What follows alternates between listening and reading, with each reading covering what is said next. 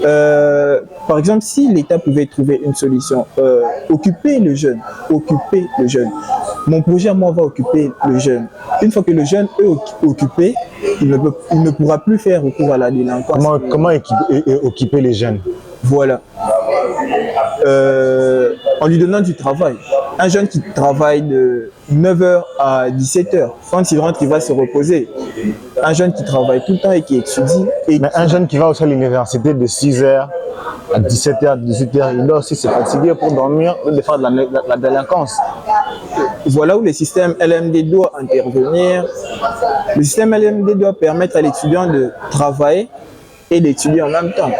Mais moi, je ne vois pas ça. En tout cas, le ministère de l'Enseignement doit déjà revoir ça. Donc, d'après vous, pour sauver la jeunesse d'aujourd'hui, il faut les occuper avec le travail. Voilà.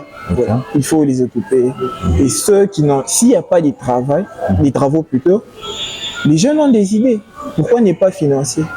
Pourquoi on n'est pas financé? Donnez un exemple digne que la jeunesse d'aujourd'hui peut suivre pour redorer son image. J'ai Abbé Dachour par exemple, c'est un jeune et il investit bien, il évolue dans ce qu'il fait. Il a donné du travail à plusieurs jeunes et puis j'ai aussi Patrick Mouya, le ministre de la Communication. J'ai vu on l'a reconduit récemment. Lui aussi c'est un jeune et c'est un exemple à suivre. Ce sont mes exemples en fait. Voilà. Ok, vous avez parlé d'Abbé Dachour et le ministre de la Communication qui est M. Patrick Mouyaya. Déjà que nous disons félicitations pour être encore une fois renommé au même poste du ministre de la Communication. Okay? En tout cas, M. Winer, vous avez dit que votre exemple digne à suivre et à donner aux jeunes, c'est M. Abbé Dachour, que nous saluons aussi déjà en passant. Okay? Parlons-nous de l'entrepreneuriat en RDC. Il faut sauver la jeunesse. Est-ce que aujourd'hui, c'est vrai qu'on est en train de parler un peu de l'entrepreneuriat, un peu par-ci, par-là. D'ailleurs, le président Félix Tshisekedi, lors de son entrée au pouvoir, lors de son premier mandat, il a promis de prôner l'entrepreneuriat. C'est une façon de donner l'opportunité aux jeunes Congolais d'être aussi des entrepreneurs. Est-ce que vous pensez que ce domaine ou ce secteur est possible pour les jeunes ou est-ce que les jeunes Congolais sont prêts pour l'entrepreneuriat? Le jeune Congolais est prêt pour l'entrepreneuriat, mais l'État congolais n'est pas prêt en fait. Comment quelqu'un qui est pour l'entrepreneuriat, déjà en allant à l'université, il préfère associer l'université avec la délinquance?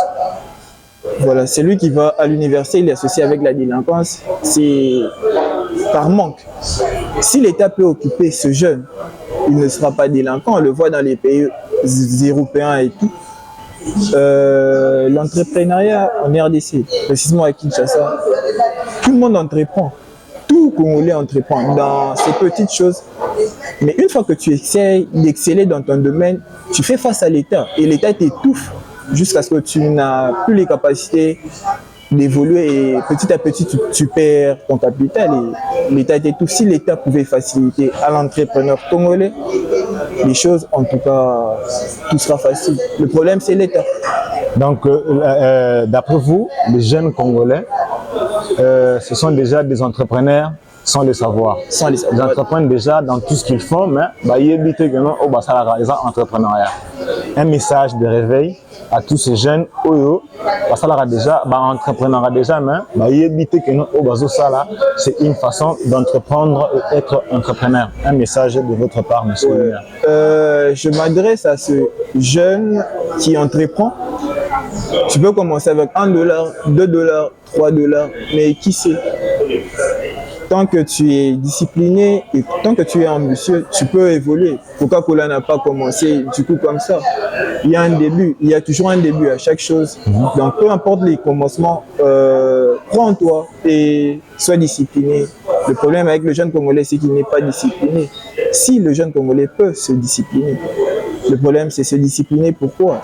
L'État congolais doit trouver des solutions. Donc, pour que le jeune Congolais se discipline, il faut que le gouvernement s'implique aussi. Voilà. Est-ce qu'il faut nécessairement que le gouvernement s'implique? Je vous donne un exemple. Parce qu'il n'y a pas seulement le gouvernement qui doit au peuple, il y a aussi le peuple qui doit aussi au gouvernement. Ah, mais là, actuellement, c'est plus... Par exemple, les Américains, ne regarde pas ce que l'Amérique va te donner, regarde ce que tu donnes à l'Amérique. Chez nous, c'est l'inverse. Moi, je suis un jeune étudiant et tout. Si je regarde ce que j'ai donné à l'État congolais ne me donne pas grand-chose. L'État congolais m'étouffe.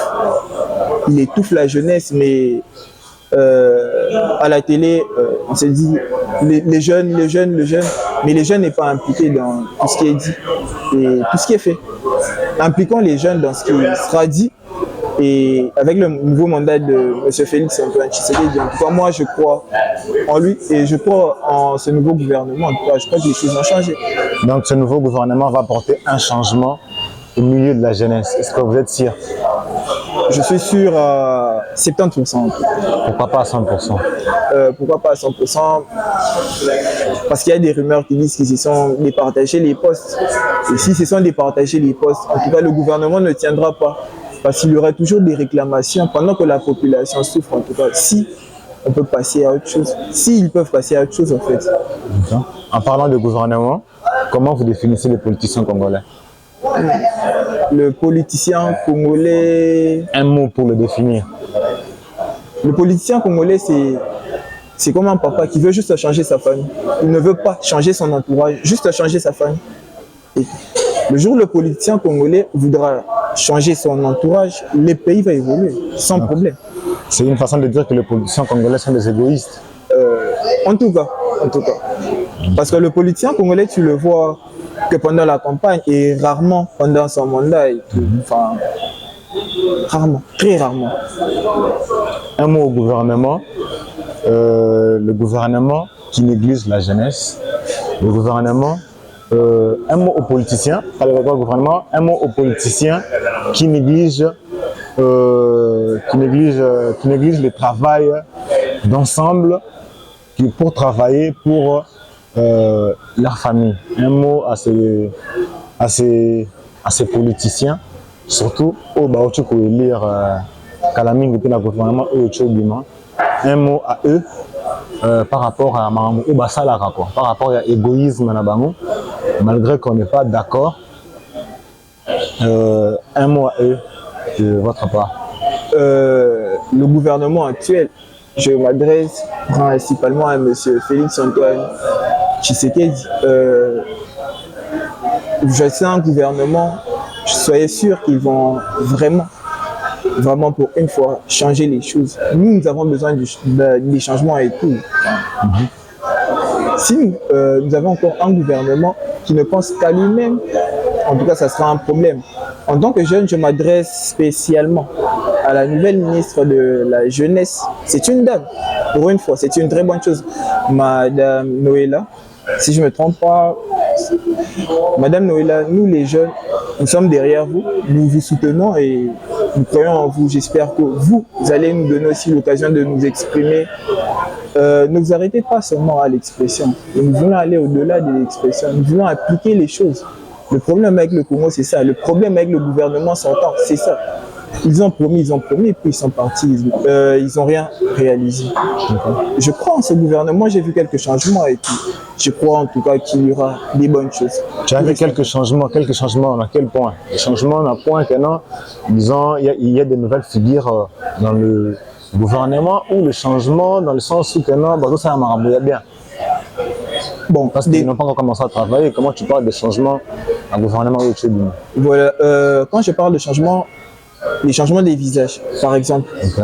Et la personne qu'il faut, au poste qu'il faut. Par exemple, le changement des visages promet que ça va apporter un changement.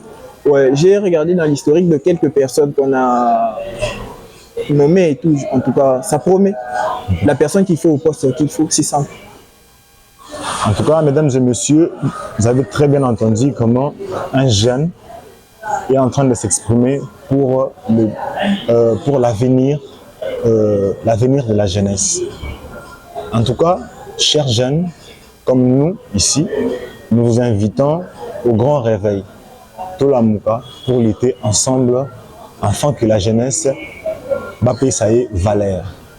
Cette valeur qui a été pétrinée depuis belle lurette, mesdames et messieurs, nous vous supplions et nous vous appelons au grand réveil pour le développement de la jeunesse. En tout cas, Monsieur Wiener, Jusque-là, notre